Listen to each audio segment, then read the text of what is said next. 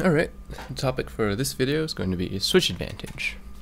Switch Advantage is when you have a good matchup against the opposing Pokemon. It's as if your opponent chose a Pokemon and then you selected a Pokemon to counter it. Like, they pick Bulbasaur, you pick Charmander, that sort of thing. It's one of the most basic concepts in competitive Pokemon, but also one of the most important. So, how does one get Switch Advantage? Or, more importantly, when your opponent has Switch Advantage, how do you go and get it back? The first and most obvious answer is just to switch. If you have really good stats, or useful resistance, or a specific ability, you can often just manually make the switch. You'll probably be fine. For example, if your opponent has really threatening Snorlax, you can probably just switch into Skarmory and nothing bad will happen.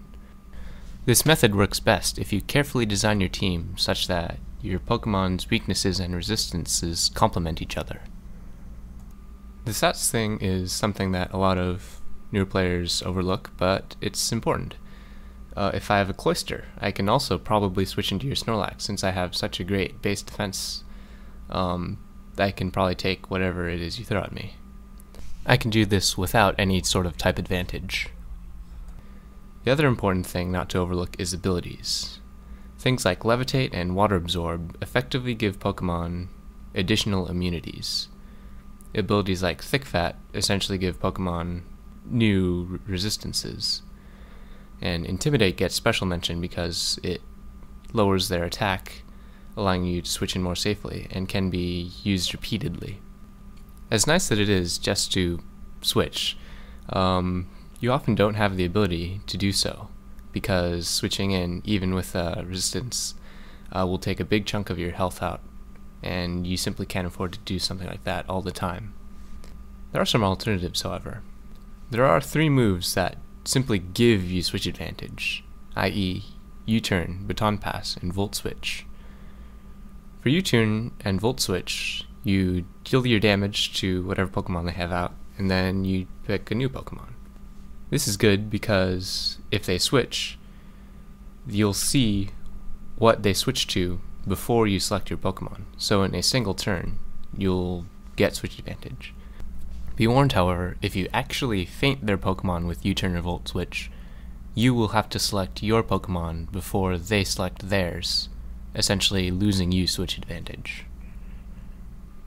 This general idea of you selecting your Pokemon first also works with the Baton Pass, the only difference being with Baton Pass you don't actually hit them.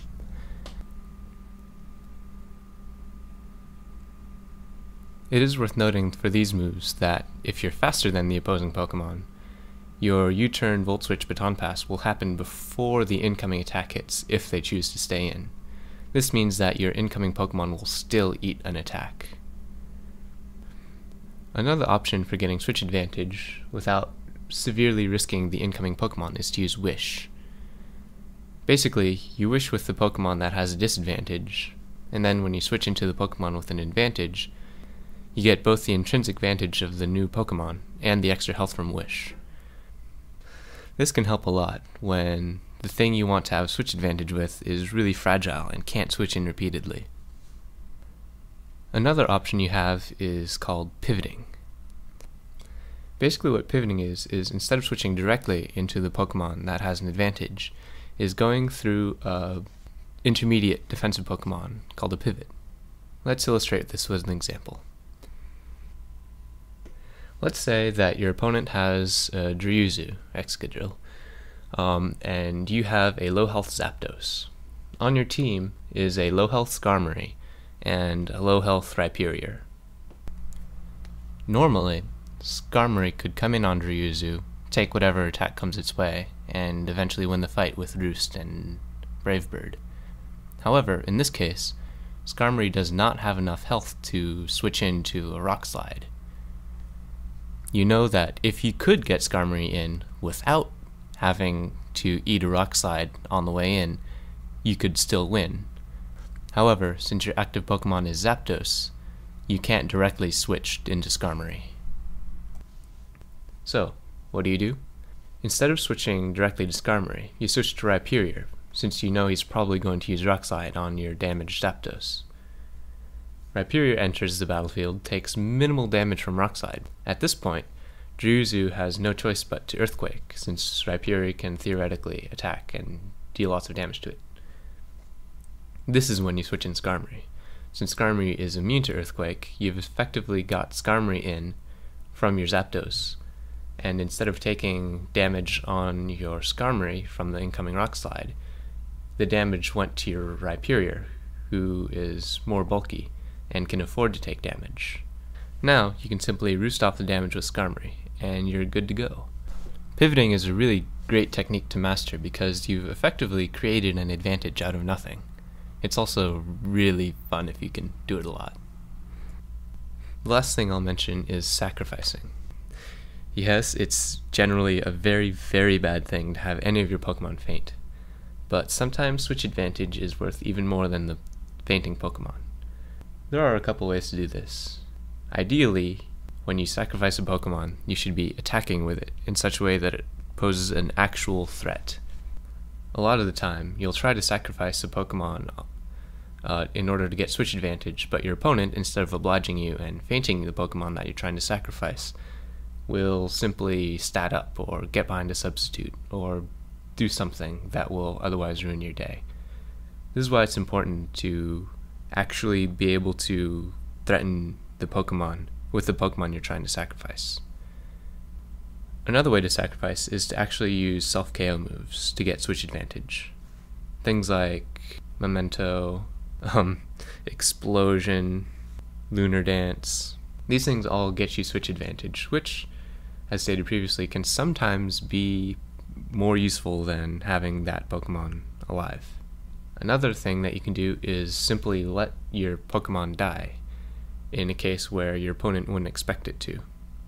For example, if you let it take residual damage from Sandstorm or Toxic or even Perish Song, you can get Switch Advantage on your terms. Here's an example. Let's say your opponent Perish Songs your Blissey, then switches to a Ninjask. Your opponent expects you to save Blissey by switching to your Ninjask counter, while he uses Substitute, gets a speed boost, and then Baton Passes safely out. His incoming Pokemon doesn't take a hit since Ninjask Baton Passed it a Substitute. You, knowing this, decide to take a different option.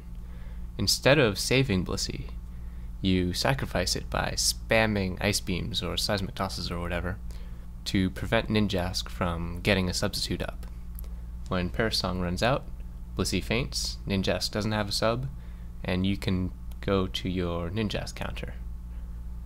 It doesn't particularly matter that Ninjask can Baton Pass away this time because he doesn't have a sub, so the incoming Pokemon will still take a big hit.